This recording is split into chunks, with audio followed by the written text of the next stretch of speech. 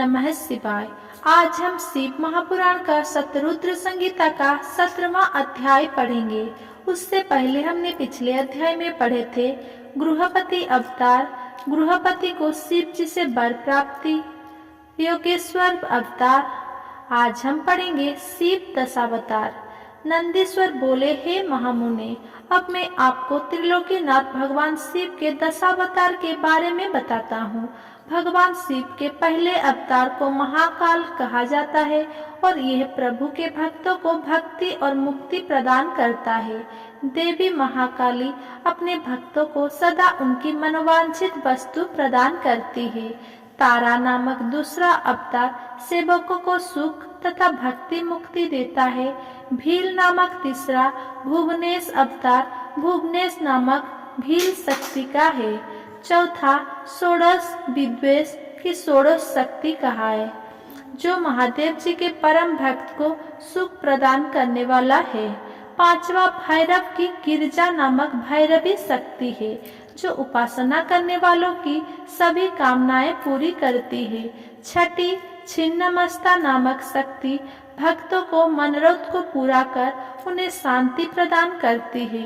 भगवान शिव शंकर का 7वां अवतार धूम्रपान है, जिससे धूम्रवती शक्ति फल देने वाली हुई।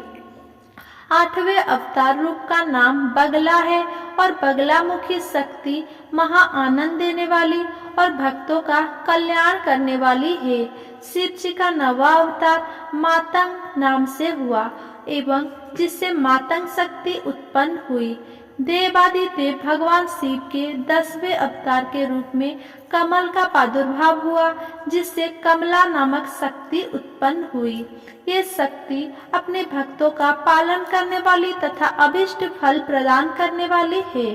त्रिलोकीनाथ कल्याणकारी भगवान शिव द्वारा लिए गए ये 10 अवतार सज्जनों पुरुषों एवं उनके परम भक्तों को सदा सुख प्रदान करने वाली है। भक्तवत्सल भगवान शिव इन अवतारों द्वारा अपनी भक्ति में लीन रहने वालों को अपनी सच्ची भक्ति और मुक्ति प्रदान करते हैं। देवादिदेव महादेव जी द्वारा धारण किए गए ये 10 अवतार तंत्र शास्त्र से संबंधित है। ये 10 अवतार अद्भुत है एवं इनकी महिमा दिव्य है। भगवान शिव की ये 10 शक्तियाँ शत्रु को मारने के कार्य में प्रयुक्त होती है। ये 10 दिव्य शक्तियाँ दुष्टों को दंड देती है और महाब्रह्म तेज में वृद्धि करती है। 18वां अध्याय एकादश रुद्र की उत्पत्ति।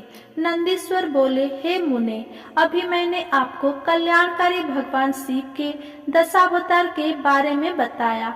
अब मैं उन्हीं शिव जी के 11वां अवतारों के बारे में बताता हूँ।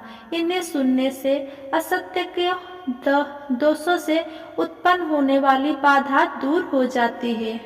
पूर्व समय में एक बार देवराज इंद्र अपनी नगरी अमरावती को छोड़कर चले गए। ये देखकर उनके पिता कश्यप ऋषि को बहुत दुख पहुंचा। मुनि कश्यप भगवान शिव के परम भक्त थे। उन्होंने इंद्र को बहुत समझाया और स्वयं काशी नगरी आ गए। वहाँ उन्होंने पवन पावन गंगा जी में स्नान के पश्चात विश्वेश्वर लिंग के दर्शन के लिए और उसी के पास एक अन्य शिवलिंग की स्थापना की। उस लिंग की स्थापना कश्यप मुनि ने देवताओं के हित के लिए की थी। फिर वे उस शिवलिंग की नित्य विधि पूर्वक पूजा अर्चना करने लगे और तपस्या में लीन रहने लगे। इस प्रकार दिन बीतते गए। एक दिन प्रसन्न होकर भगवान शिव प्रकट हुए और बोले, हे मुनि कश्यप, मैं आपकी आराधना से प्रसन्न हूँ।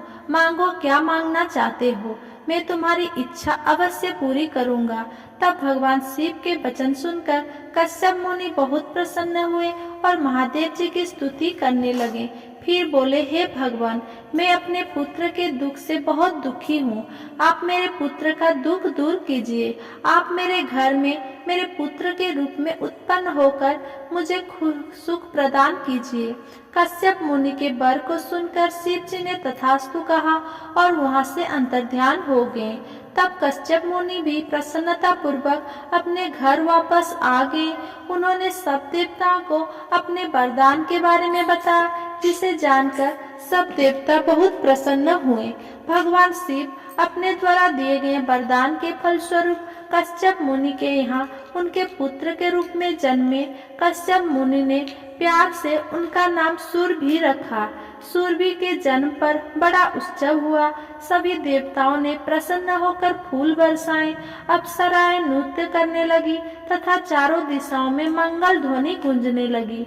देवताओं ने कश्यप मुनि को बहुत बहुत बधाई दी।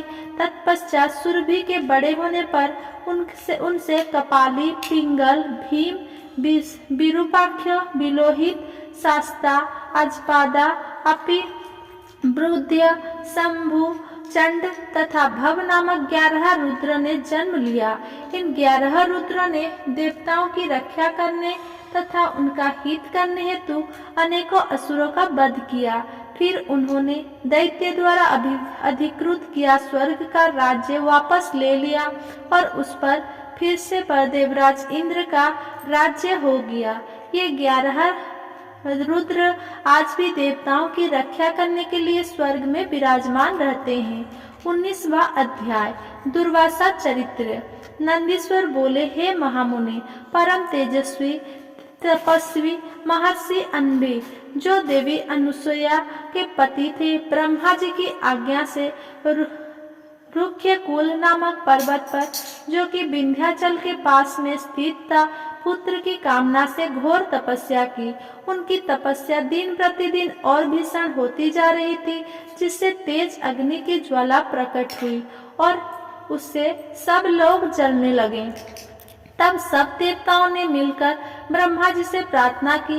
ब्रह्मा जी सब देवताओं को साथ लेकर भगवान श्रीहरि विष्णु की शरण में गए। वहां उन्होंने विष्णु जी को महर्षि अन्नी का तपस्या से उत्पन्न ज्वाला के विषय में बताया।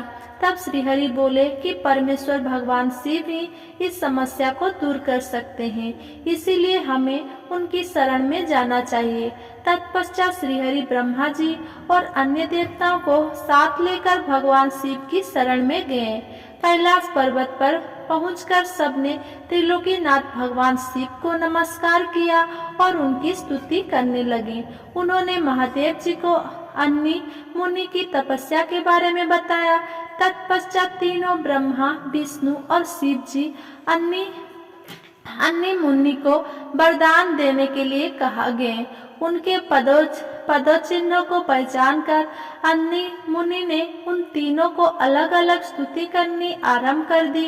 अन्नी बोले, हे ब्रह्मा, विष्णु, शिव, आप सभी इस संसार में सबके लिए आदरणीय और पूजनीय है। आप सबके ईश्वर हैं और इस सृष्टि का सृजन, रक्षा और विनाश करने वाले हैं। भगवान, मैंने तो पुत्र प्राप्ति है तो भगवान शिव का पूजन आराधना किया था, परंतु आप तीनों के एक साथ दर्शन पाकर मैं धन्य हो गया हूँ। प्रभु, मुझे मेरा इच्छित वरदान दीजिए। मुनि अन्नी की प्रार्थना सुनकर त्रिदेव बोले, हे महामुनि, हम तुम्हारे उत्तम तपस्या से प्रसन्न हैं। हम तीनों देवता एक समान ही है और हमें एक ही अंश है।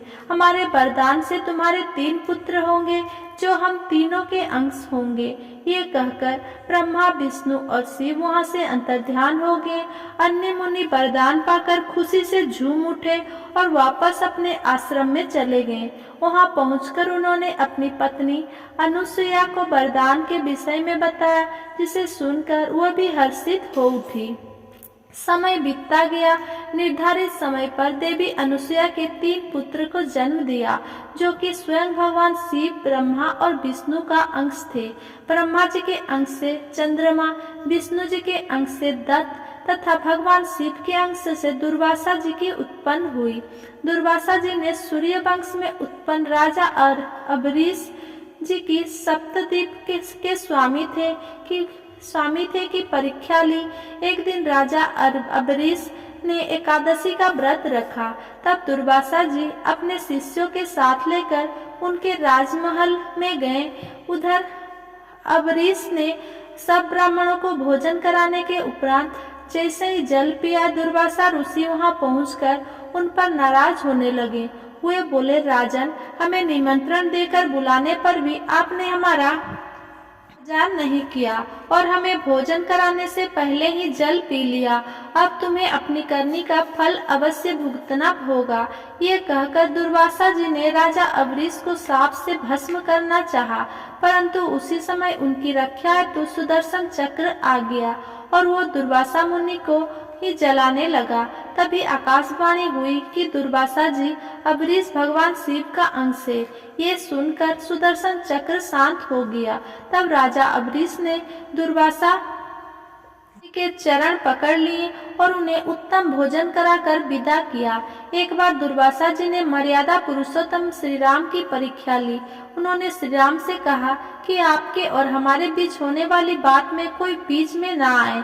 जब वे दोनों एकांत में बैठकर वार्तालाप कर रहे थे, लक्ष्मण वहां चले आए। तब रामचंद्र जी ने अपने प्रण के अनुसार अपने भाई लक्ष्मण का त्याग कर दिया। उनकी दृढ़ता से दुर्वासा मुनि प्रसन्न हुए और उन्हें आशीर्वाद देकर वहां से अपने स्थान को चले गए।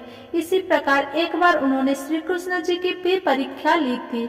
जब भगवान विष्णु ने कंस का वध करने के लिए कृष्णावतार लिए, उस समय उनकी प्रसिद्धि चारों ओर फैल गई। वे ब्राह्मणों को प्रेम भाव से जिमाते थे।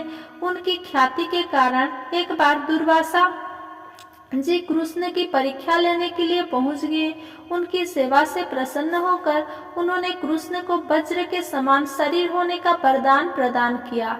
एक बार द्रौपदी ने दुर्वासा जी को स्नान करते देखकर उन्हें वस्त्र दान किया था। तब उसके फलस्वरूप दुर्वासा जी ने उन्हें वरदान दिया था कि जब तुम पर विपत्ति आएगी तो यह वस्त्र बढ़कर तुम्हारी रक्षा करेगा। और दुर्योधन द्वारा किए गए चीरहरण के समय उसी वरदान ने उसकी रक्षा की थी। इस प्रकार मुनि दुर्वासा ने अनेक वरदान से प्राणियों की रक्षा की। 10वां अध्याय हनुमान अवतार।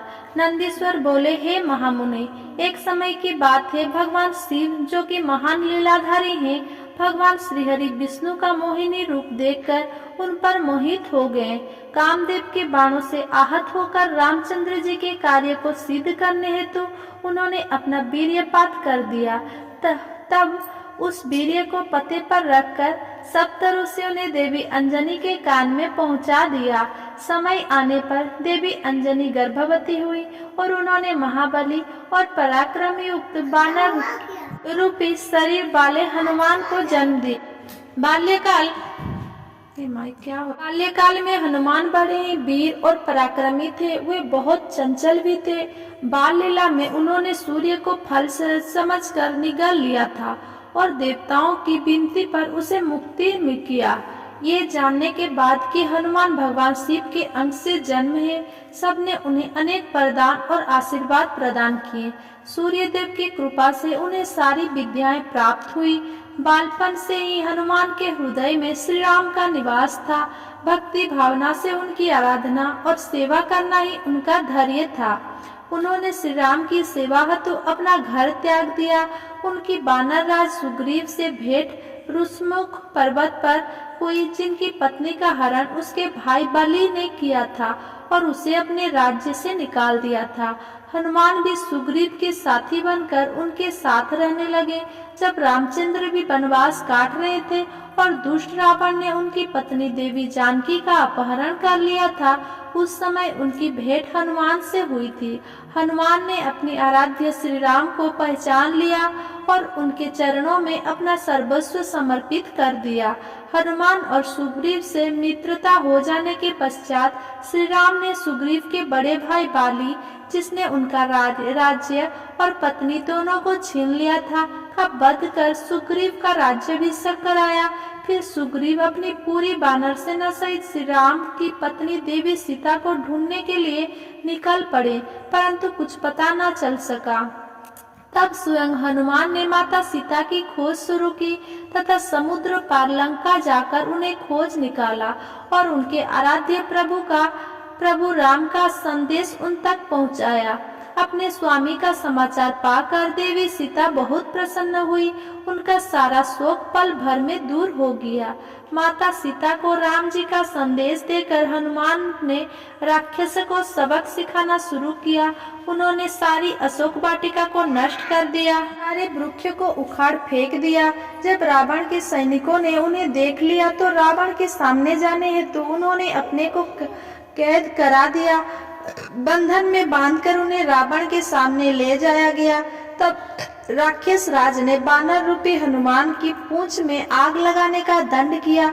जब उनकी पूंछ में आग लगा दी गई तो उन्होंने पूरी लंका उससे जला दी। फिर समुद्र में कूदकर अपनी पूंछ की आग बुझाई। फिर रामचंद्र जी की उनकी प्रिया की निशानी दी। अपनी पत्नी का समाचार पाकर श्री राम बहुत प्रसन्न हुए और उन्होंने वानरों की सेना को साथ लेकर लंका पर चढ़ाई कर दी। सर्वप्रथम उन्होंने शिवलिंग की स्थापना कर उसका पूजन किया। फिर समुद्र पार लंका की ओर प्रस्थान किया। हनुमान ने इस युद्ध में बहुत वीरता का परिचय दिया। उन्होंने हजारों असुरों को मार डाला। युद्ध में जब लक्ष्मण घायल होकर मूर्छित हो गए तब उनकी प्राण रक्षा हेतु हनुमान संजीवनी बूटी लेकर आए और उन्हें जीवन प्रदान किया। हनुमान ने अहिरावण का वध करके भी राम लक्ष्मण की रक्षा की थी।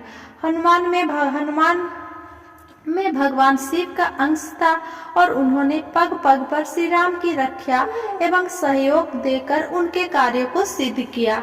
अगर मेरा ये वीडियो आपको पसंद आया हो तो मेरा वीडियो को लाइक, कमेंट, शेयर करें एंड मेरा चैनल को सब्सक्राइब करें।